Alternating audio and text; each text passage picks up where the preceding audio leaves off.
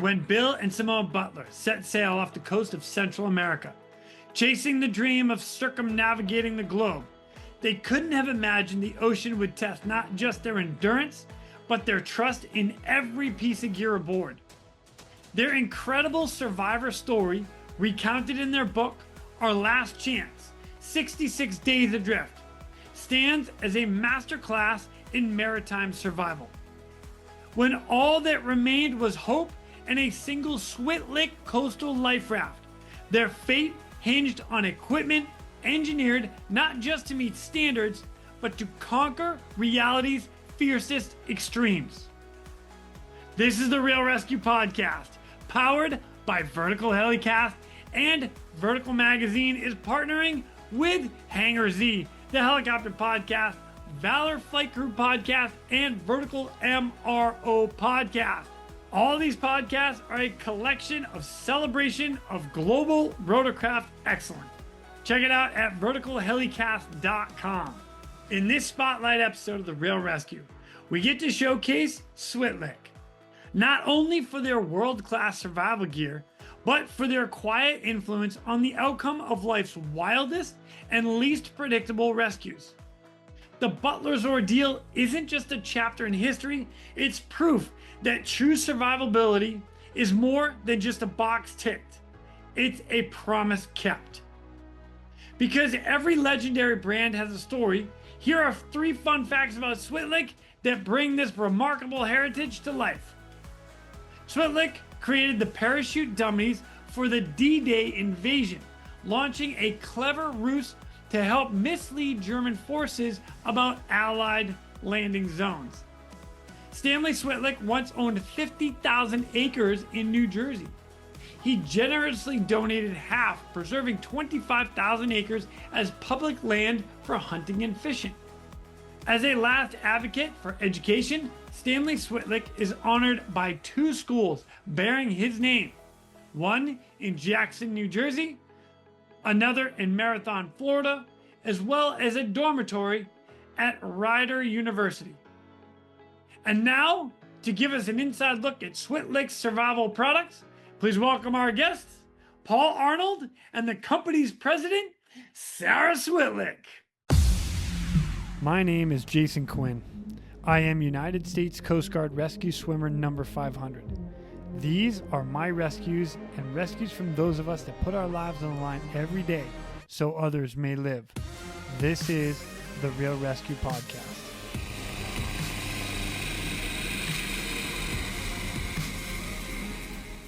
Ladies and gentlemen, welcome back to the Real ResQ Podcast. In this spotlight episode where I have an opportunity to sit down with a couple of important people here at Switlik Survival Products. And as a shout out, I also want to say thank you for helping sponsor this podcast. You guys have done a lot for me, so I want to say thank you personally. So thank you. You're very welcome. Thanks for being here. Yeah. Heck Pleased yeah. to be on. Thank you. So this is kind of exciting. So let me introduce our guest today. We've got Sarah Switlik, 4th generation of this company. Excellent. She's the current president of Switlik Survival Products. Yes. Yeah. Hello. That's a pretty good role to have. Yeah, Yeah.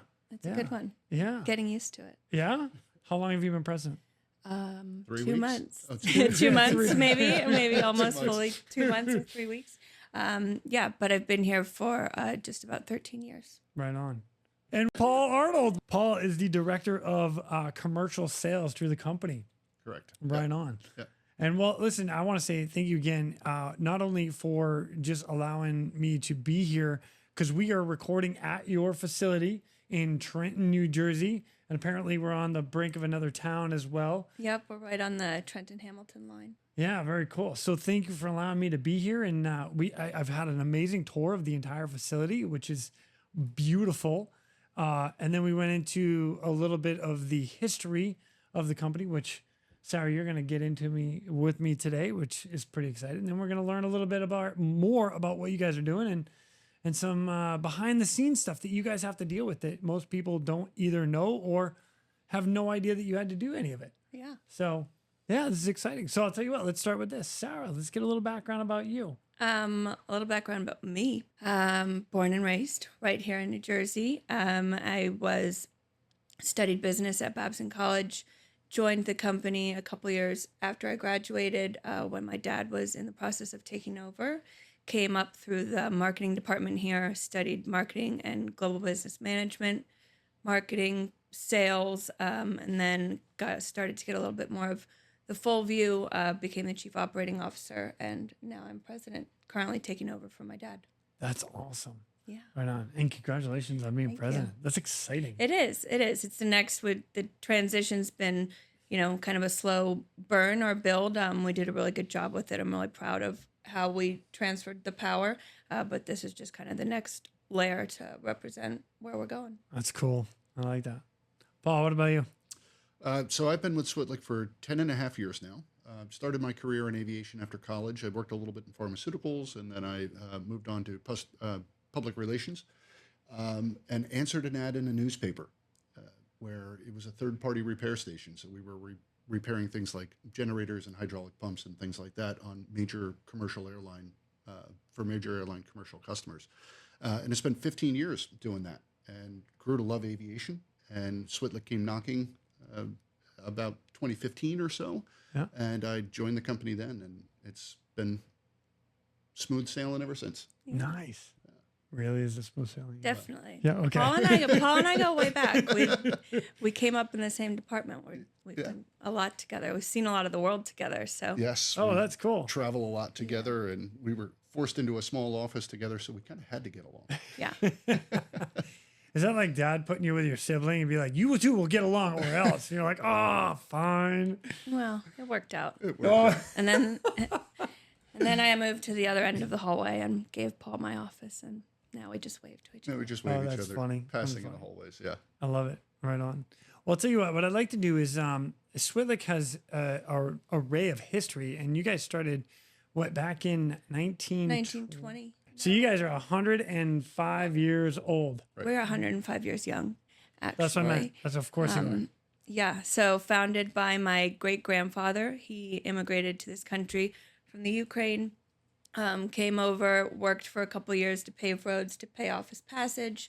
There was a large population of Polish and Ukrainian people in Trenton, so he came down here, was able to buy a canvas and leather goods facility shop, and slowly started working with some sewn goods. They made postal bags, which was another way we started to get into government contracting.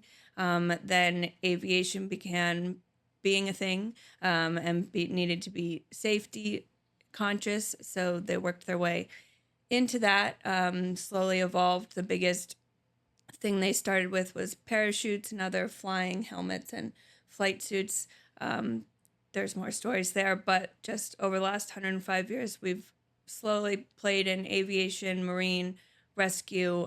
Pretty much now I say that we make, if you end up in the water from the sky, or if you end up in the water and need to be rescued, you're probably either wearing something of ours or the people rescuing you are wearing something of ours or using our gear. Doesn't That is matter if pretty it's cool. aviation, if it's marine, or if you're going into the water intentionally as a rescuer. Yeah. There's something that says Switlik on it. Yeah, probably. That's pretty cool. All right. One of the things, you met your grandfather. Did you ever meet your great grandfather? No. No. I'm Okay. the youngest. I'm the Okay. youngest grandchild on the Switlik side. I so, got it. Okay. Yeah. So were you able to hang out with your grandfather? A little bit, yeah. Oh, good. Okay. Got it. So was there anything that was kind of passed down from them that you were like, oh, great grandpa said this or grandpa said that? I don't know. It was, the business was, for a little while growing up, it was, something that my dad did, something that it wasn't always, we weren't sure who or what was going to go into it. But once I joined the company, then I started to hear more stories that were business related, because growing up at family stuff and family gatherings and stuff, there was always the rule of, don't bring the business home. So we were a little bit sheltered. But then Nice. once I joined and started to hear the stories of more hands-on, there was a lot of conversation just about how he truly had this entrepreneurial spirit, my great-grandfather, and just really, he did highs and lows and was just, full force of stubborn. If he wanted something to happen, it would. And now awesome. My dad talks about when we're out on the factory floor that, the machines don't care what is making them or what they're making, as long as the needles are going up and down, fabric's being laid on the table. So it kind of gave us a open mind for what products we could make and develop. It doesn't necessarily have to be limited to one market, limited to one product. When you have a factory available and you can make things, you can really be pretty open-minded about what you're going to do. Oh man, that is cool. It's kind of cool to think about that too. Like, as long as the needles are moving, something's being made.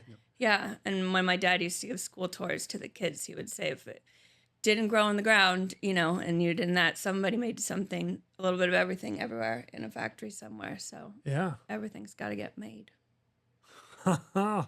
It's so simple, but yet you don't really think about it as you're like your day to day.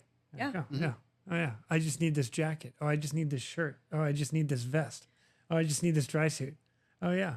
Yeah. Somebody's making it somewhere. Yeah. I should add to that as well.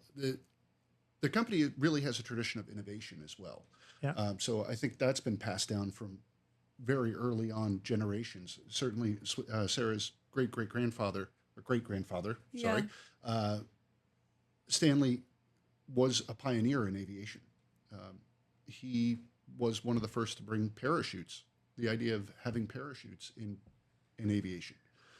They were a thing, but he was the one who kind of brought it to the forefront. That's cool.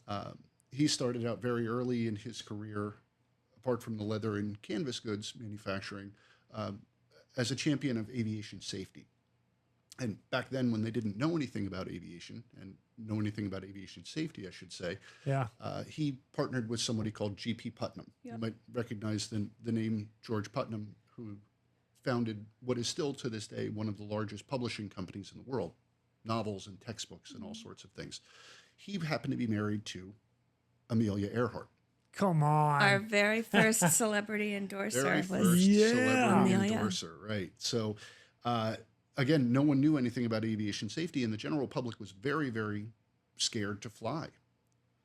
No, it's true. We kind of take for granted that in the last 100 years, all the different stuff that's emerged and become new, and that, when they started flying, they didn't think about how popular it was going to be, or that if the planes fall out of the sky, you need to be rescued or have those things. And that's kind of true for a lot of the gear that now we've inherited, some products that we've made for 50 years, 60 years, or slowly advanced, that feel like we've always been doing them. But there was definitely a time where it was new and novel, and they've always been on the forefront of a lot of that, or just the processes in which stuff's getting made. That's pretty neat.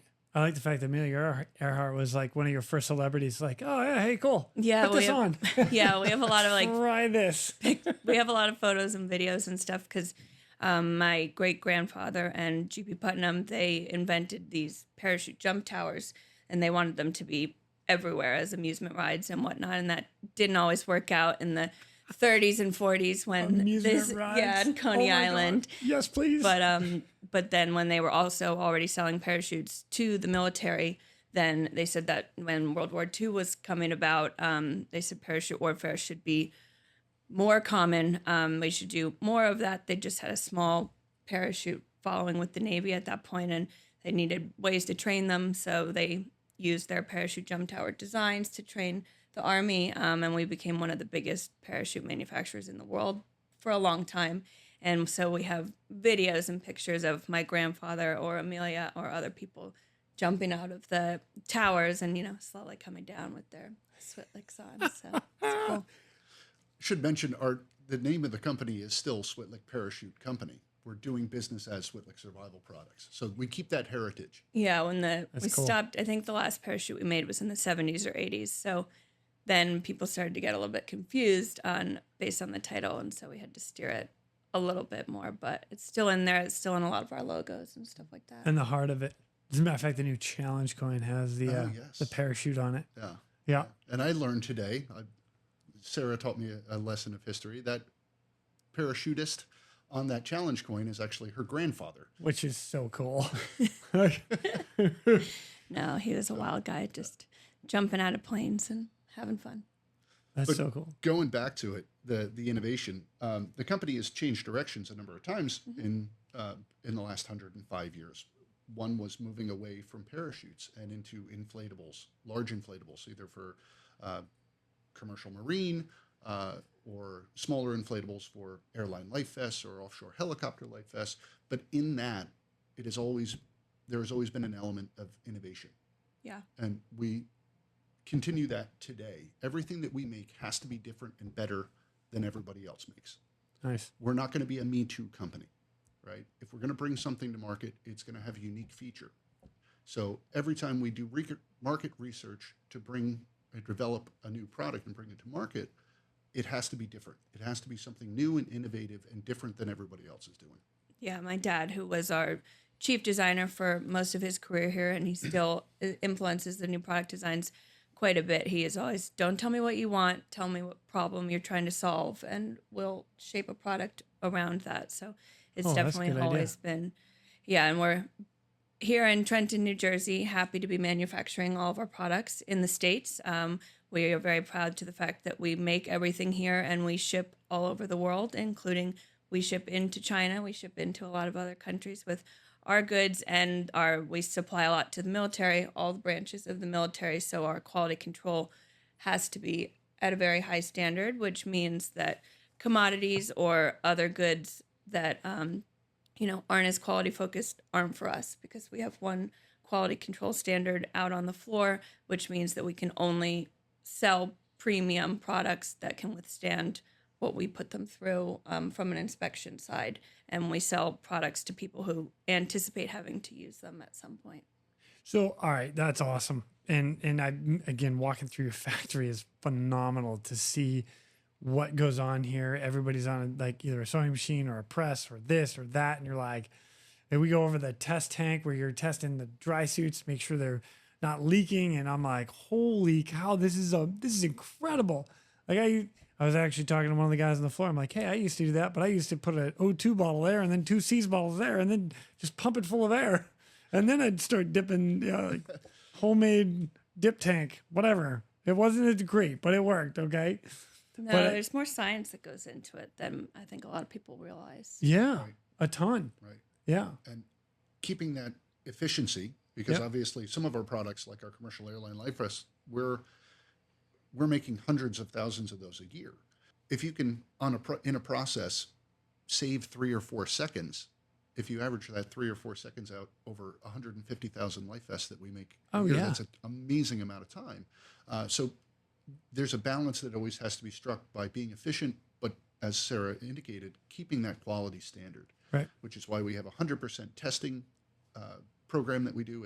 Every single product that leaves this facility is tested, because we know that if you're using it, you're already having a really bad day. The last thing you need is for your emergency equipment not to work. Yeah. And that's something that obviously Sarah and I are very focused on, but we do a very good job of communicating that to folks out on the floor. So the folks who are on the presses, they're on the sewing machines, they know that they're making a piece of equipment that quite likely will save somebody's life at some point. Yeah, which is a true statement. Is actually, I'm gonna bring us into that, because one of the things that is kind of cool about you guys is you not only do you make the products, you actually hear the outcome of certain scenarios or things that have happened, and where they're like, hey, thanks for making this product because it helped me through X and then I got rescued. And I know you guys had one story in particular that we're going to start out with. Well, there's a lot of good stories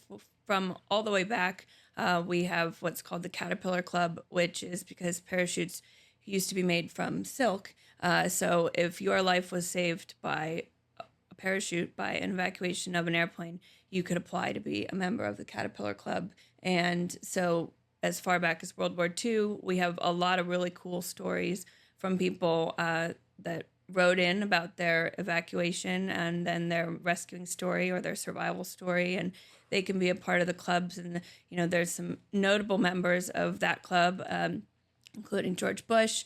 His life was saved by a Switlik parachute, and that's so cool. we actually donated his original application to the Presidential Museum, but we have copies of that here. And so we regularly get emails from people that they're going through the estate of someone. Most of the members have either passed on or are older at this point. So a lot of times it's family that's going through stuff and finding paperwork and wanting the story, and we have all the old applications. So every single one of them. usually You have we'll every application. Every application is Come filed in that museum that I took you so through. usually what we'll do is we'll make a copy and we'll send the family the original at this point, and we'll hold on to the copy, or they just want a pin. But there's some really interesting stories in there. And then some of the other notable ones from over the years, one was in the late 80s. I think the incident was in 89. And so then there was a book written in the 90s when we were at a lot of boat shows that one of our Switlik life rafts, which was actually a coastal life raft, was used in an abandoned ship situation by a couple called the Butlers.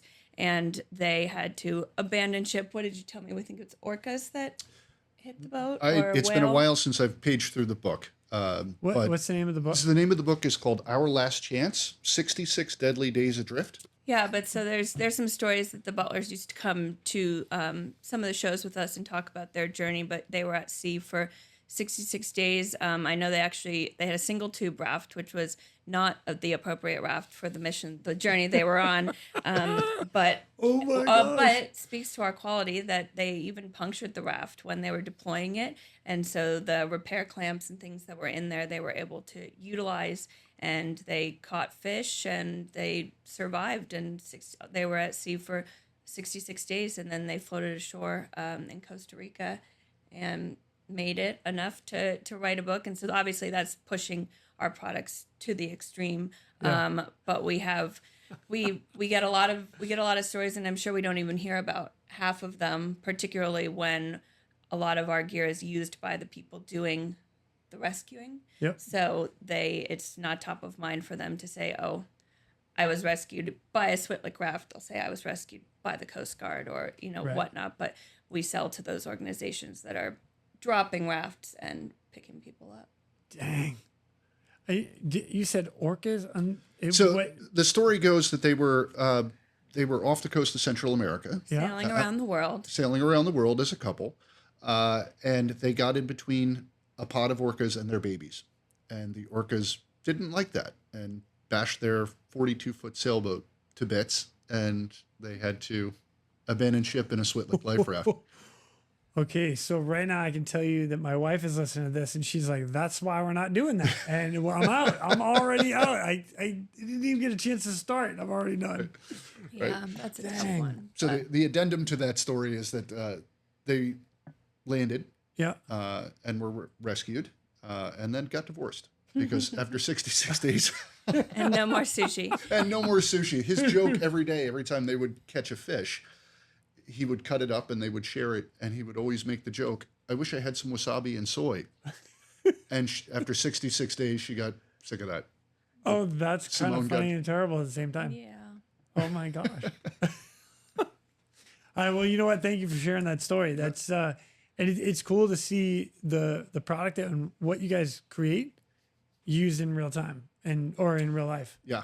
That's- And with the advent of the internet now, we get stuff posted on social media and on YouTube all the time. And again, we're not tagged in any of it. If you go But on, when you see it, it's like, that's a Switlik raft. yeah. We know it. What an incredible story that was. It's just to think about all of that. It's amazing. And one of the next questions that I've got coming up to this is you guys have, and I think this is what people don't really understand is you have rules and regulations that you guys actually have to follow. Now you always go above and beyond, and I get it because you want to make a good product no matter what, but like there's rules and regulations that you need to follow. It has to be certain buoyancy. It has to be certain this and et cetera, et cetera. Can you expand on a little bit more of that and like where the maritime law comes in or federal law and stuff that you need to follow? Certainly. So it's going to depend on which product category we're talking about because there are different regulations and standards for each individual market segment that we deal with. The story that we told you about Bill and Simone Butler is what is our least regulated. I would say we make life rafts these days for commercial or for leisure marine. Previously in the history of Switlik, we made very large rafts for not only airlines, but also for commercial fishing vessels and for cargo vessels and things like that, things that were Coast Guard regulated. Yep. That became a very highly regulated industry, and then they opened up for manufacturing overseas, which dropped the price of Coast Guard rafts dramatically. There were rules previously that they had to be manufactured inside the United States. Now they're made in Southeast Asia, and quite frankly, the market has changed to a fact that commercial boaters are just checking a box. Oh, right on. Okay. Yeah, right. So they're, as long as it says U.S. Coast Guard approved on it, Yeah. they're going to buy it. And, Okay. So they'll buy the cheapest U.S. Coast Guard raft that they have available to them. As Sarah mentioned before, that's not our market. We're making products for people who think they're going to use it.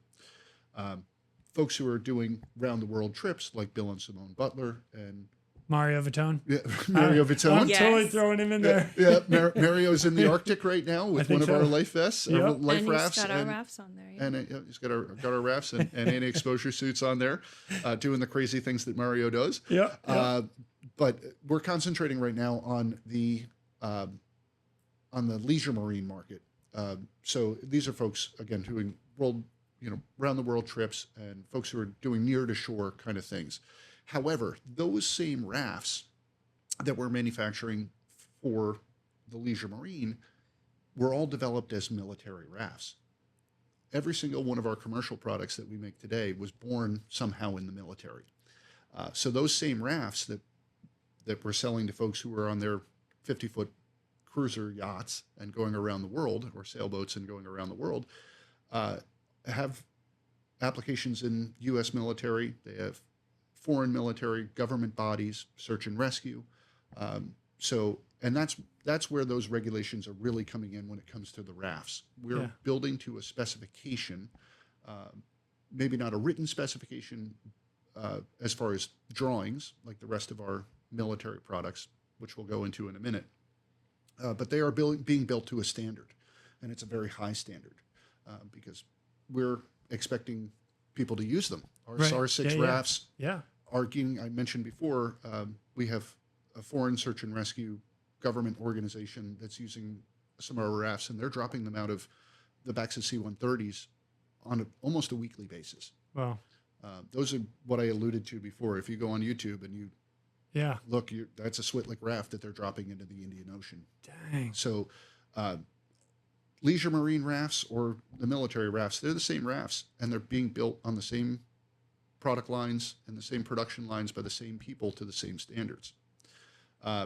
Now, when we get into the military things, and forgive me, I'm the dumb commercial guy. Not really, but okay.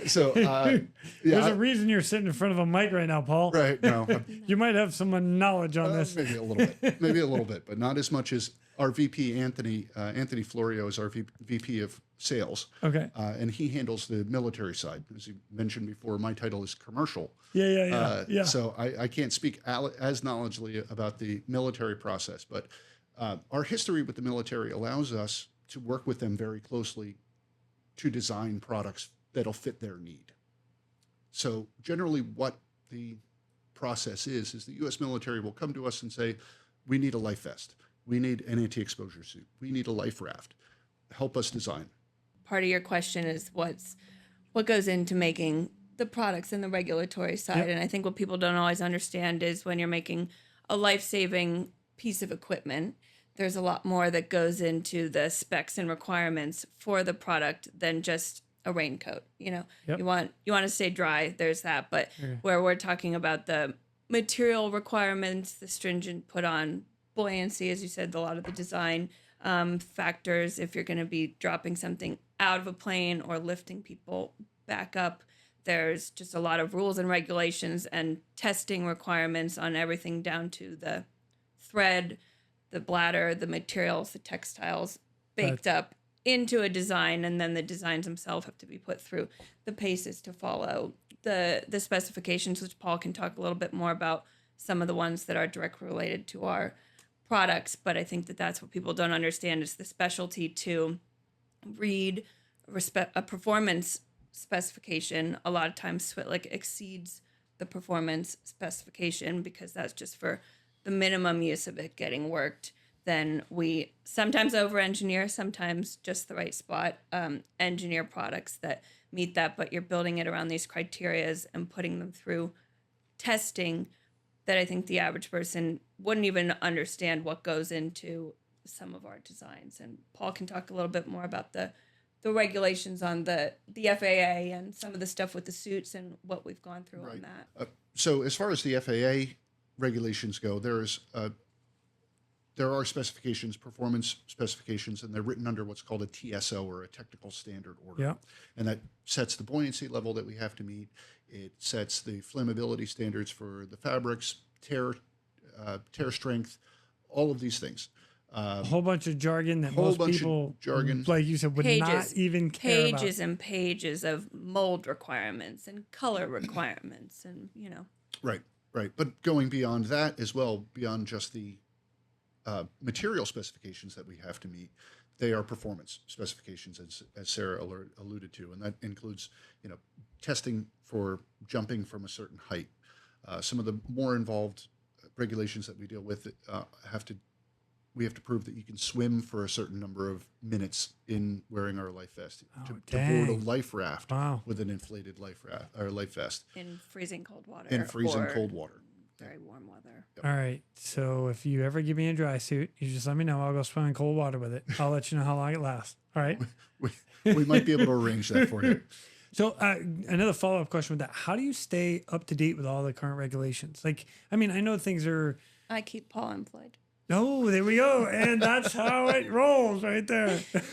He's up to date. Yes, I stay up to date. I got to give a shout out to our engineering department as well. Our engineering department is right on top of all the latest rules and regulations. They share it with me. We interpret it together. And then, we run it back up the chain through Sarah and ultimately to Stanley Switlik, who's our CEO, who is still our lead designer. So when there are changes in those regulations, going back to that innovation, it's finding a way to meet those regulations, not at a minimum, but exceeding.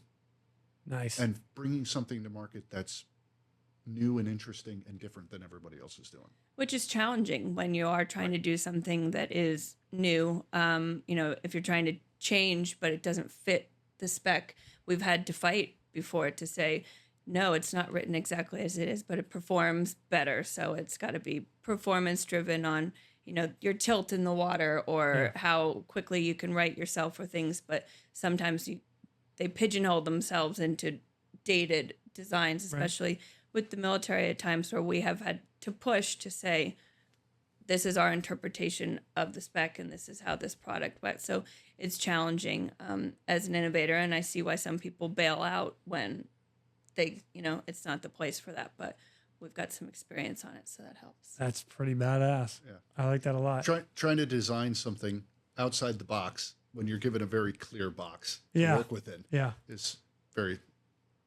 all props to Stan Switlik, because he's found a way to do it over and over again. Man, that's cool. Now you had mentioned the stuff in the specs and setting stuff up and dropping rafts out of C-130s.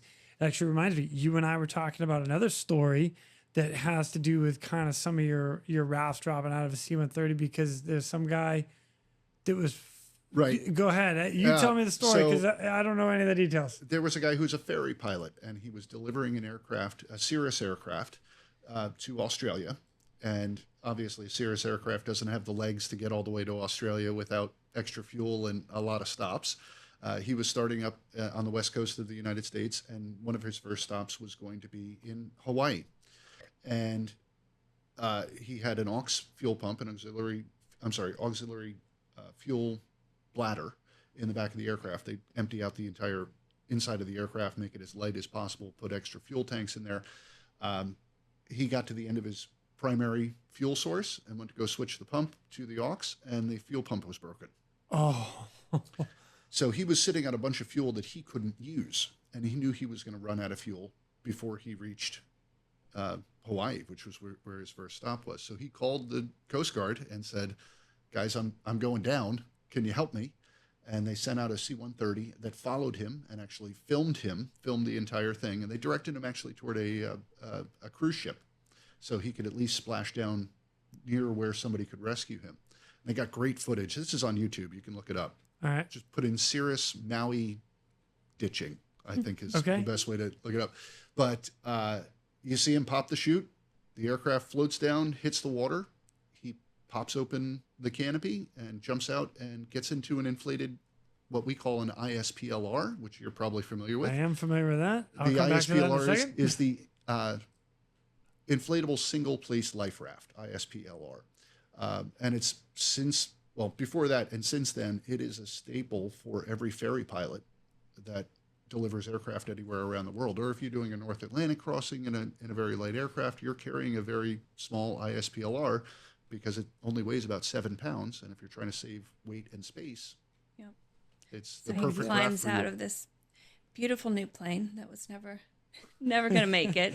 So it's sad for that. But yeah, he climbs out into this little one-man raft and then waits for them to throw him a bigger one. And then did he get on the cruise ship? Or I think he was rescued by one of the lifeboats from the cruise ship, and they brought him back to the cruise ship and hoisted him up. That's It's very bizarre, right? When I got a call about a week later, and Oh my gosh. we field calls from people from around the world, and we make a lot of gear. And he says to me, "I got to replace my ISPLR." And I said, "Replace it? Is there something wrong with it?" He said, "No, I had to use it." And I said, "How did you use it?" And he said, "I had to ditch a plane off Hawaii." I said, "Dude, I watched you on YouTube last week." So That's kind of funny. he got a free ISPLR and a free vest. That's very nice Because- of you guys. yeah. That's Yeah. the If your Switlik- life gets saved by a Switlik piece of equipment, we'll give you a new one. Oh, that's really You've been through it at that Yeah. point, so you've awesome. and if you're willing to go back out and, Yeah. and do it again, we'll do it again with you. Well, one of the cool things, and I know this raft very well because I actually spent about 45 minutes in it off a training out of when we did Advanced Rescue Swimmer School, what it was called. It's AHRS now, out of Cape Disappointment and that side where they do AHRS for the Coast Guard. And they would bring us about 10 miles offshore and drop us in the water and say, "Okay, enjoy. We'll see you in about an hour." And about an hour was like 20 minutes. And you're like, any day now, boys, let's go. I'm done with this. I Yeah, want to right. go home, right? But I got to sit in that, bring over the canopy and hang out. And yeah, I'm sitting there half miserable. My buddy's in the next raft over counting birds. Like, oh, look at this one now. And I'm like, I'm ready. I'm done. People don't always understand the design of that because you sit down in it Deep in the underwater, water, but you become your own ballast at that point, Yes. and also the water that's inside with you starts to become an insulator too, so it helps with Absolutely, yeah. thermal. Yeah. Works like a wetsuit. So Yeah, everything that it's gets in your fantastic. body warms that up, Yeah. and it insulates you from the surrounding Paul water. and I are trauma bonded because we did egress training out of helicopters to make sure that we know firsthand how to use our gear and Excellent. all of that. So we were users and we've evacuated and we know full well the situations that people get in, but we did it and we have our pins and our certificates and Heck yeah. Shout out to Survival Systems in Groton, Connecticut. yeah, For exactly. turning us upside down, dropping us to the bottom of the pool in complete darkness and filling our heads with water. Isn't it so much fun? It is. it I is. actually had a good time. Yeah. But I you gotta love doing that training. you gotta know. You have to know what your Yeah. users are doing when you're selling this kind of gear. What kind of mindset they're gonna be in the state of emergency. Lord help us if the ever is, you're on an aircraft with an incident with just people who haven't been trained at all, because it's a stressful environment when Yeah. you're going down in the water. Yeah, for sure. Wow. So what do you think? You guys want to go hang out with me in 45, like 10 miles offshore? Oh, I've done it all. Yeah, I you would can do it. gladly. Yeah. We had to get the water cold enough for one of our Arctic simulation trainings. We're just dumping snow in the pool, and we're just like, yeah, okay. And then you got to get. Can you still use your hands? Mm-hmm. Yeah, sure. Oh my gosh, this So is that's- amazing. Going back to those regulations, that was actually testing that we had to do for our dry suits that are approved under ETSO, which is the European Technical Standard Order. Put on the suit, get in a snowy pool, and freeze your butt off, and then prove you can put your hood and your gloves on after 10 minutes of sitting in water that's less than 34 degrees or something like that. Oh my And gosh. we did it. Yeah. No, I've been a product tester since I was little. That's the one place I was involved in the company growing up. Is there's videos when we launched the our ILV-20, our infant life vest, our child life vest for commercial airlines. There's a lot of videos of either my older sister being like the true baby that's like, can it right itself? And drop her in the pool and she... not gently either. No, like, the not videos true. are great. Oh my God. Stan, Sarah's father, Stan, our CEO, basically holding children by their feet and dropping them headfirst into a pool to make sure that the life vest did what it did and righted itself. And with your own kids, it's totally legal. It's totally fine. OSHA was nowhere to be found. But then there's also videos of me even as a toddler doing making sure you can climb through the hole of the right square with your life vests on, and there's little old Sarah. So we've been doing it and using ourselves. So I'm familiar with all of our gear. Oh my gosh, that is super cool. Family business. Oh, that is super cool. You know what? I really appreciate you sharing that. That's a perspective that like no one would ever know. Yeah. Even here in the company. And how long we've been doing this. Yeah. That's some of our products we've been making for a long time. Gosh, I wonder if my girls are thinking like, wow, Dad wasn't that mean to us. I was having a blast. I'm like wearing a blow up thing in a pool or climbing up an inflatable slide and bouncing down. I was not traumatized from it. Don't worry. Oh, that's good. You're giving me ideas at my house right now. Like slides going down to the lake. I'm in. Yeah. It'll be cool. The products you guys make are amazing to me. And one of the things that I really like is, as the rescuer side in the world that I've always been in, is when you're out searching for somebody or something, especially if it's like, let's choose one person, right? It's like finding a basketball in the middle of the ocean. That's not easy. So when you're starting to look for a life raft that's bright yellow, bright orange, got a ton of reflective all over it, oh my gosh, it makes a world of difference. So is there something that has done, or the company has had happen, or a scenario or something that was like, hey, this is why we need to do this, and this is why we design it this way? Yeah, there's a lot of that all over the place, as Paul said earlier. My dad in particular, but our product designs have always been, what's the problem you've been trying to solve? And with life rafts, for instance, there's other examples we can give, but with life rafts, there's the two most important times of a raft are when you're getting into it, when you're fleeing your vessel or whatever, you're in an emergency, and then also when they come to rescue you. And so that has pushed us towards two main design features. One of them is what we call the toroidal stability device. It's the water pocket underneath. And when we were developing that, that raft, once it's on, it becomes a suction cup to the water, to the point where the downblast from the helicopter can't flip the raft over, because we see trials, and why our raft was selected above others way back when was that they did these sea trials, and the helicopter coming over top, and a lot of the rafts you see that it's flying over, and either the raft is just tumbling or it's running away from you because the downblast, it's pushing the raft. So our TSD is really unique in the fact that it holds the raft in place, and once it's comes out right side up and is in the water properly, that it's not going to be blown away, because a lot of people say, I'm not going out in bad weather, and it could be a beautiful sunny day, but when that helicopter is over you, you're in hurricane type conditions. And the other part about the raft for those two things is what Switlik does is a convertible canopy. So you'll see our rafts, all of the designs can be completely open on the top. A lot of our life rafts actually come out with the canopy not yet deployed, and people say, oh no, I want one that fully covers it. And yes, ours does, but when you're getting off of a boat or you're getting in, you need to get in that raft fast from all angles rather than just a doorway.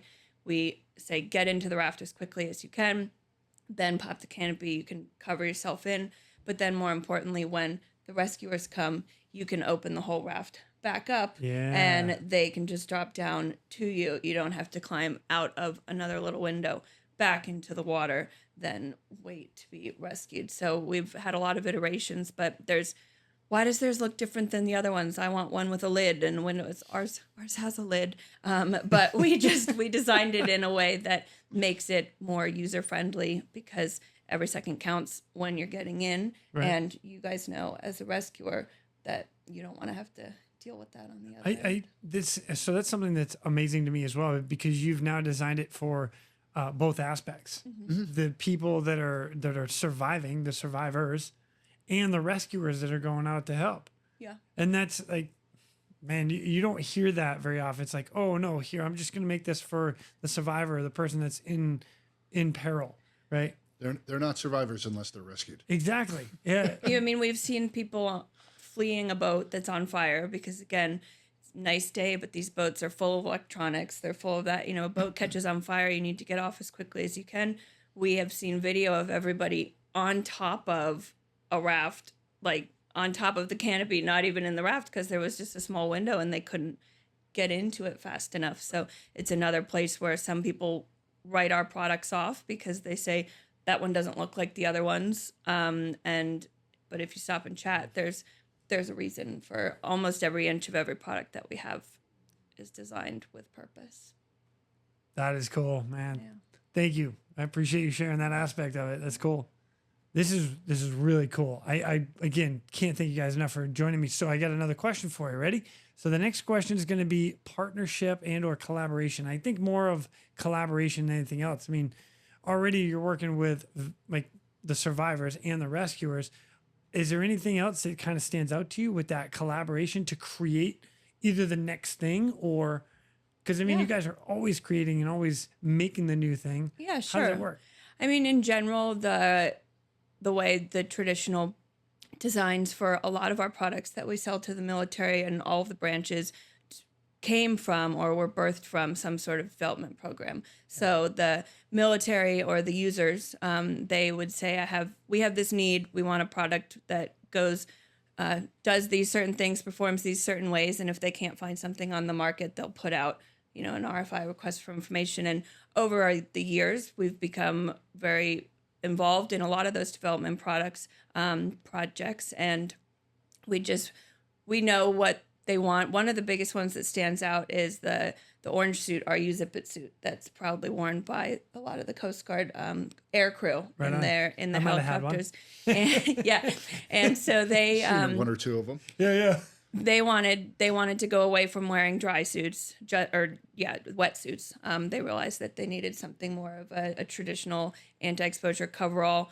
We worked with them. We were lucky enough that they bought one of our designs for a while, and then they shifted away, and we had time to gather feedback on a lot of the design aspects that they were looking for. I need a suit that's comfortable. I need a suit that I can be in the water with, but most of the time I'm going to be sitting flying. I'd love to have a suit that I can put on and off myself. Some of the other ones, the zippers on dry suits are clunky. And so my dad spent a couple of years, trying to figure out how do we come up with something that works for these guys? How do we get back into this game, to this business? And so it's notorious that he took the hard zipper that goes on a dry suit and wore it all different ways for a while, just kind of taped it around himself to figure out what, and he realized that the U-zipper, product innovation at its best. That's phenomenal. So he's got it, and where he landed was that if you just hang the zipper in its U shape where it naturally falls and bends so that it doesn't kink, it goes around your waist when you're sitting. It's in not a hot spot on the back. You can don it yourself. You can half don the suit. All of these things that were complaints over the years of why we lost the business. And the good thing about us is we're stubborn and said, if we're gonna lose business about a cost or something, that we can't help. But if you're gonna tell me it's because our design isn't good enough, we'll come back to you with a better design. And so he launched the Use-It, which is now our signature dry suit zipper location and space for all of the suits that we make, and worn by, because it can be donned by one individual, it can be half donned, it doesn't get in your way, it's good for ergonomics and all of that. But that was directly from feedback of, we're not buying your suits anymore because we don't like that they do XYZ. We said, all right, well, we'll change XYZ, and the next time you go out shopping for suits, we'll throw our hat back in the ring. And we got back in the ring. So wow, man, that's cool. Yeah. Right on. But all right, so now what's... The users are the ones that know that, right. It's not the purchasers, it's the feedback. And totally, if they're not happy, neither are we. Yeah. Oh, well, yeah. I mean, like as an operator, I think about that quite a bit. Like there's things I go out with. I'm like, yeah, I don't like this, right? This needs to be tweaked, or man, I really like this. And yeah, it's some of the little things, and you don't really think about some of the little things until all of a sudden you're in a situation where like, man, just this little thing, whatever this little thing is right here, this is what I need. Yeah. Yeah. That's No, cool. there's been more than one. I think one of our life vests too. I know he wore every iteration around for like a year, just trying to get it right. And then once we lock it, we're usually in a good spot. Right on. You know what? I'm surprised I didn't walk out on the floor and see everybody wearing a vest. I'm just kidding. Well, listen, Sarah's worn it. I've worn it. Yeah. Anthony's worn it. You met our lead designer, Frank Stagliano, our design engineer, I should say, Frank Stagliano. You'll see us when we're developing a new product. We're wearing it. We're not putting it on for 5 minutes and say, oh, that feels good. We're wearing it for full days. Yeah, Frank, what did you do this weekend? Oh, I was out in the ocean, so I just threw on one of the LPUs and dived in, and I found this didn't go right, so put it back on, and So I didn't like the way it sat when it was inflated, and I was getting water here, so I think I'm going to move this to put it. They're constantly tweaking things to make them the best products. That's cool. From a user perspective. Yeah. Wow. Yeah, our stuff's going to get used, so that's the mindset that we have. I like that. I like that a lot. It is going to get used. It has been used. So, like, I dig it. I dig it a lot. All right. So now, what is a look ahead for Switlik? Do we have any new innovations or something that might be coming out? Can we talk about any of that? I can tell you from the commercial side of the house. Yes, Paul. What are you working on? From the commercial side of the house, we're really excited for our new custom dry suit line. As we mentioned before, it doesn't matter how you get into the water, you're in the water, right? So right. we said, whether it's from an accident or on a plane or a boat, or if it's someone like you, a rescue swimmer who's going into the water intentionally, you're going to need a dry suit. Previously, we had really only been focusing on aviation-related dry suits. Now we're expanding that line. We've been making dry suits since the 1950s. We know how to make a dry suit. Yeah. We were missing out on this massive market segment of folks who were intentionally going into the water. Folks like flood response, swiftwater swimmers. Oh, yeah. Folks who are going to be working in a dry suit and who are going to be wet all of the time, like if you're on the deck of a boat. Yeah. Yeah. Right? And you're getting constantly hit by spray and whatnot. So we've come up with a new line of dry suits, and this is where it comes in. We're not going to do it the same as everybody else. Yep. This is a new innovation in that you can go onto our website and you can actually build a custom dry suit. The problem with everybody else's dry suit, you tell them you need a dry suit, they say, here's the one dry suit that we make. Yeah. Our configurator will allow you to go on and choose colors, choose fabric types, choose pockets, choose zippers, choose wrist seals and neck seals, choose where the pockets go, belts and suspenders, and you name it. Yeah, every mission is different, so it depends on what people need. We're not going to tell you. We'll make suggestions for sure, if you want a suit, but we aren't going to tell you what you specifically need for your mission. And again, if you're going in the water versus you need, water to pass through pockets or things easily versus not. So we're really excited about that. We're headed into that market. And inside that line is something I showed you earlier. This is a collaboration that we didn't mention before, but we're very excited about. Again, solving problems. Yeah. Is what happens if you have a broken wrist seal and you're out doing a rescue? Which has happened a couple of times. Me. Yeah. Maybe a broken neck seal and you're like, son of a, or a wrist seal and you're like, son of a.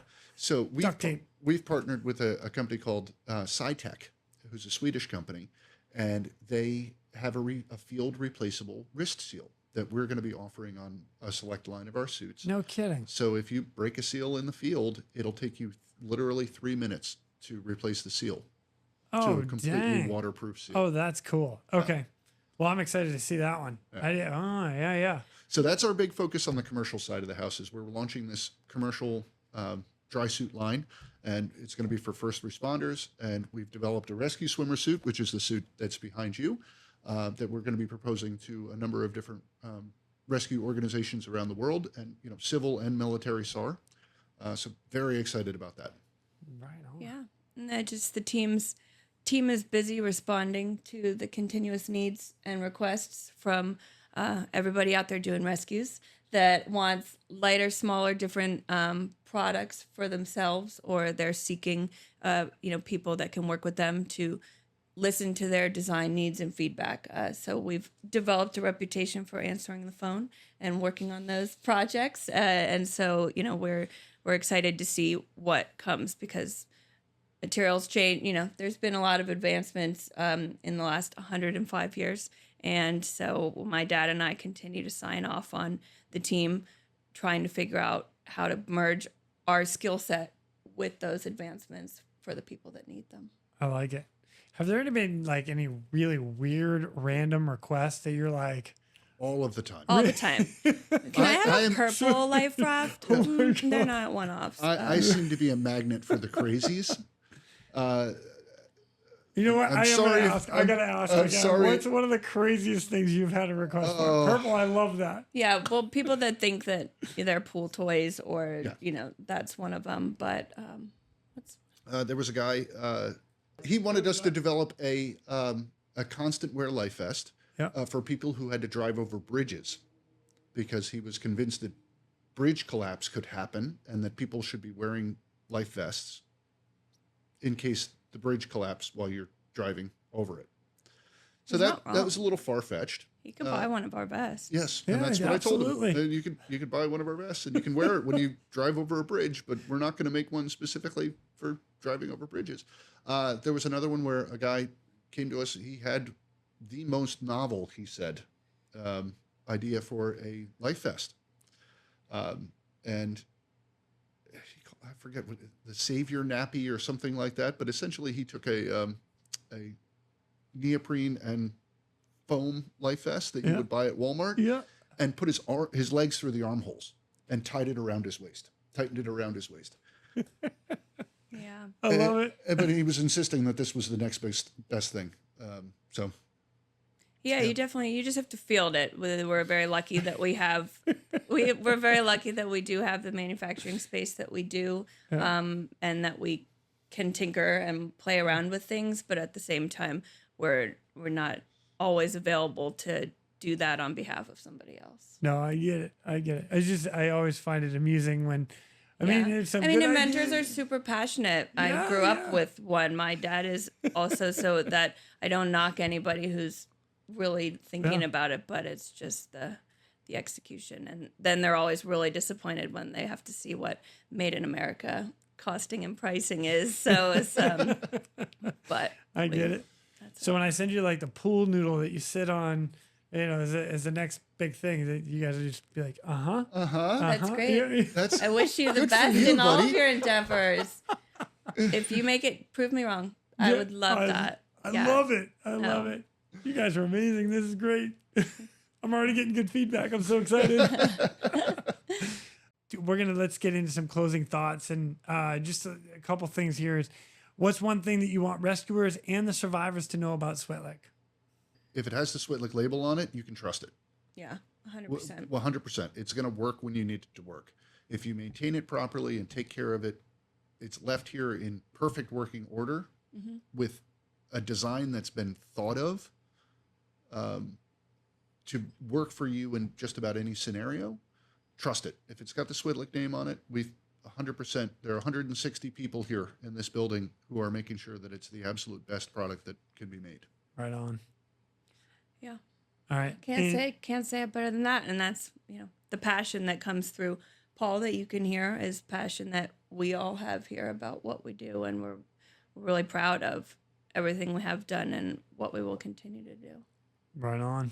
That's good stuff. And how can people learn more and or get in touch with you guys? That's P. Arnold. P. Arnold at Switlik.com, or you can just sales at Switlik.com, SALES at SWITLIK.com.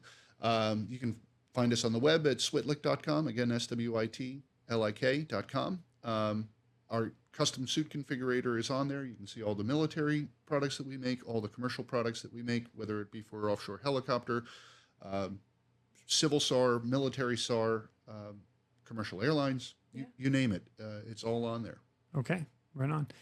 And my last question, and I asked this of all my guests, which is, Sarah, I'm gonna save this one for you. I'm going to start with Paul and then come back to you. You get to finish this off. All right. Okay. So I like to ask all my guests like a piece of advice that they would like to pass on to everybody. You know, you've been here for, you said 10 years. Mm-hmm.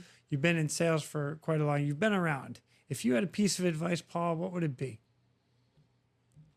Carry it on you. Ooh. Right? Okay.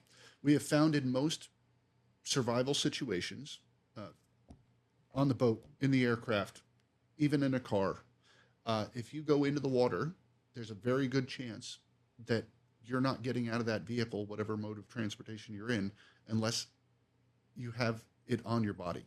Any piece of survival equipment needs to be on your body. So at the very least, you should find a way to carry a PLB, a cell phone, some sort of signaling device on your person.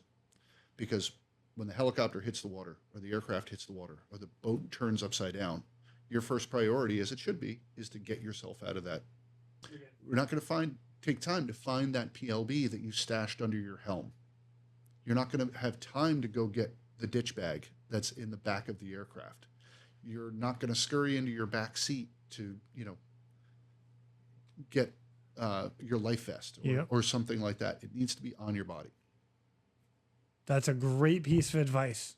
Again, and I will piggyback off that as well, because when you start getting into the 7 steps of survival, the first one is to recognize, and the second one is to inventory. Mm-hmm. And most of the stuff you're inventorying is what's on you. What's on your body. So game on. If you don't have it, and we could probably like quote different movies that have been out there where all the survival items went down with the plane or the boat, and you're like, what am I left with? So I definitely appreciate that one. And that's why in my backpack, I will always have a headlamp. Yes, honey, always have a headlamp and a signal mirror. Right. Kid you not. Those are 2 things. Yep. And anytime always I fly, have actually. A go bag.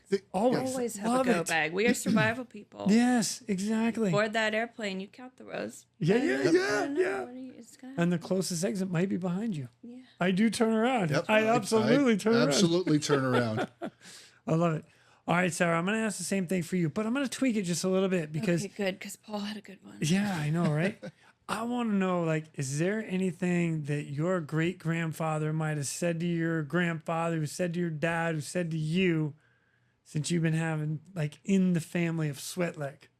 Yeah, what we call it always is, it's your turn. It's my turn to lead this organization, but it's my job to maintain it, to make sure that it's ready for the next person's turn. So that is a family business, but everybody that works here is our family. I work for all of them, and that our responsibility is to them and all of their families, and it's my turn to make sure that we can provide for all of them. But it's not just self-centered, don't mess it up, which I'm sure some of the prior generations, that was the color of don't mess it up. But it's more the positive spin on that is it's your turn.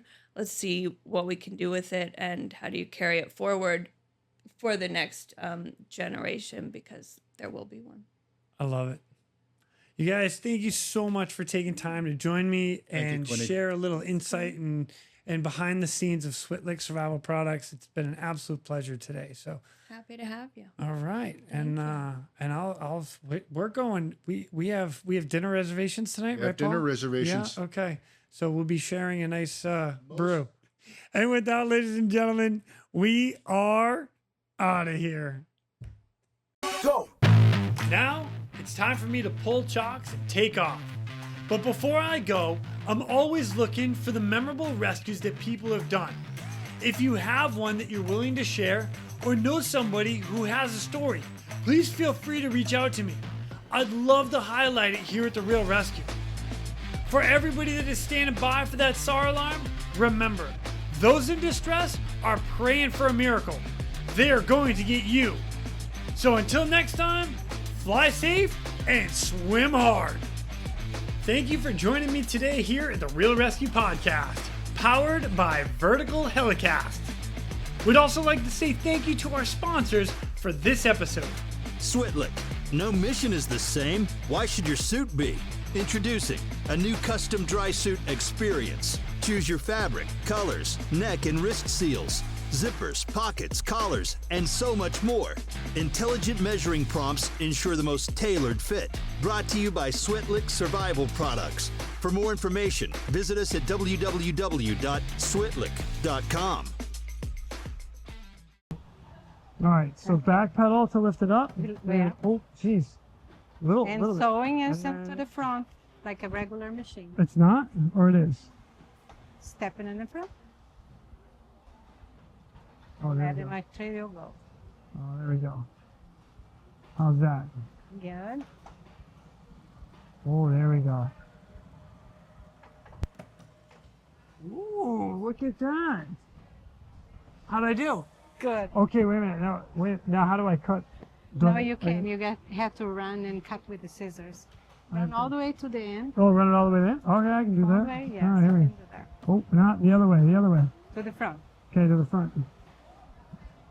There we go. Look, I still got it. Still got it. Butch Flife would be so proud of Just me right run now. a little Oh, longer run a little more? and then cut it with the scissors. Okay. This machine does not cut. Oh, all right. Done. Oh, man. I almost know. I remember what I'm doing. Look at that. All right, so How long you don't sew? it's been a little bit. But I've been sewing for 25 years. No, I've been sewing since my grandmother since I was 10. So 30, 40, 35 years. That's pretty good. Yeah.